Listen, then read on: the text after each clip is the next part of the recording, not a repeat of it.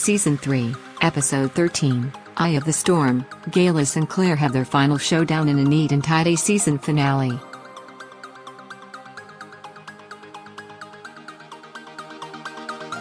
Editor's note: the following contains spoilers for Outlander Season 3 Episode 13, Eye of the Storm.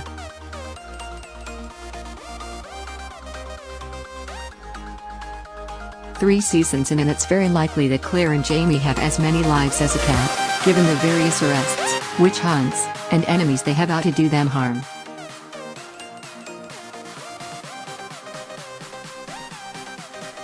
Yet every single time they seem to escape with barely a scratch, as was the case in this season ender.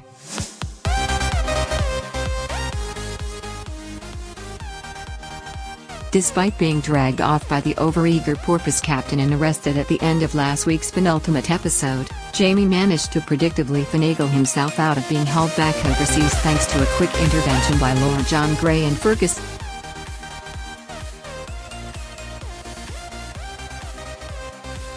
As such, he was able to return to Claire and help her secure young Ian's safe return, and the entire Fraser clan made it out alive, albeit with a few more emotional scars than when they first entered that cave.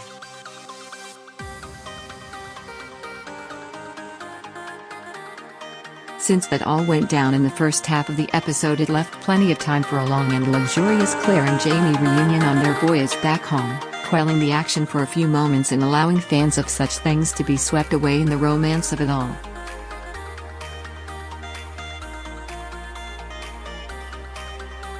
Naturally, that romance was short-lived when the seas had their way with the Artemis, but for a few brief moments, it was the happy reunion ending before the storm, and subsequent secondary happy ending, that has been missing all season long.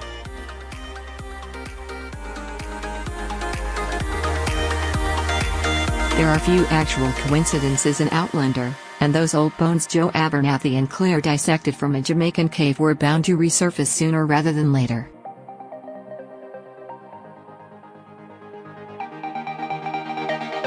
As it turned out, the finale was a time to discover those bones actually belonged to Geillis, and that Claire was the one who nearly severed her head with a machete when she threatened to sacrifice Ian, jump in the pool, and head to Claire's present day in order to kill Brianna.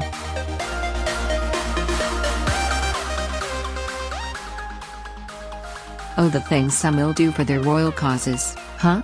The entire scene marked a swift and fitting end for the one-time witching fellow time traveler, bringing an end to Claire's greatest beau a little too quickly for our tastes.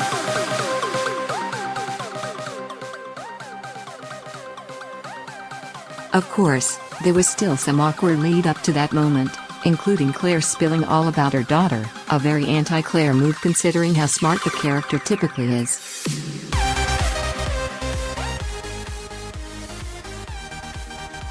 But hey, when you're fighting for your life and a crazed politico holds all the cards, you do what you have to do.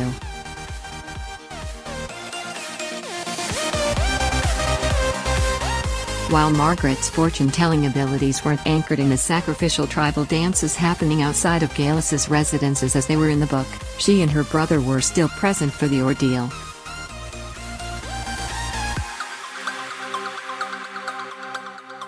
Why they were there, specifically, and the purpose of such a scene in general actually remains unclear, but it did lead to some new revelations about Willoughby, who was also present.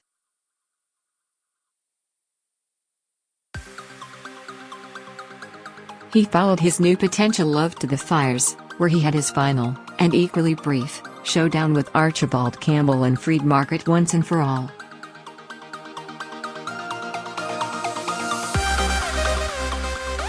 It was a quick detour from the rest of the action to be sure, and equally confusing given Willoughby's former disdain for white women.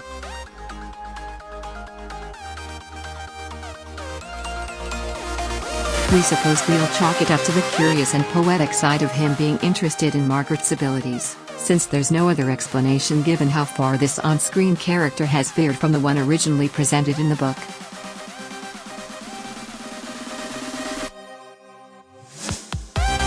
This season skipped over plenty of potential big scenes for time or budgetary reasons. The Artemis crashing the first time comes to mind, but the magnitude of the storm that hit the ship in the finale certainly made up for it.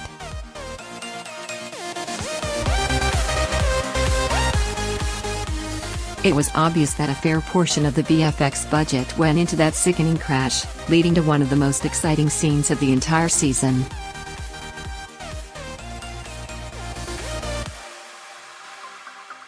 When you sign up for episodes at sea, that's the kind of turnaround you expect. Although to be fair, it's also a huge suspension of belief that both Claire and Jamie were able to survive such a thrashing overboard, but there you have it.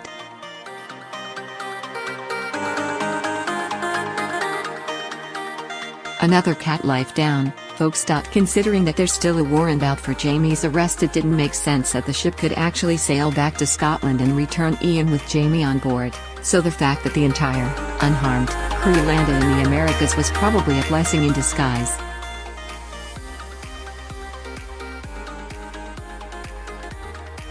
At the very least, it gives Claire and Jamie the opportunity to face new foes in an unfamiliar terrain next season, setting up plenty of new story going forward.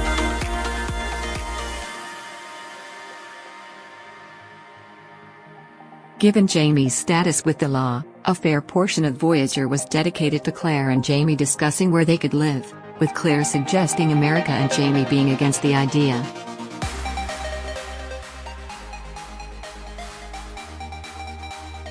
That's why the shipwreck that eventually landed them there was slightly fortuitous.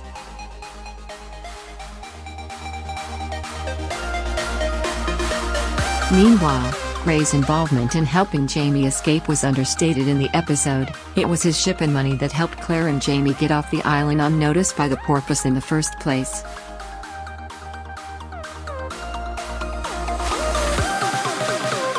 Speaking of, the entire Porpoise chase before and during the storm was absent here, meaning that Jamie still has plenty of enemies seeking him out.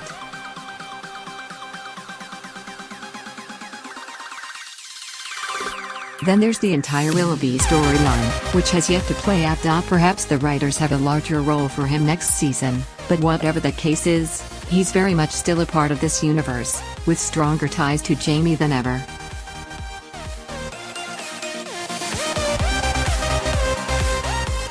For now, we'll just have to be content in knowing that this couple has earned a small respite of happiness before they embark on whatever adventure next season brings.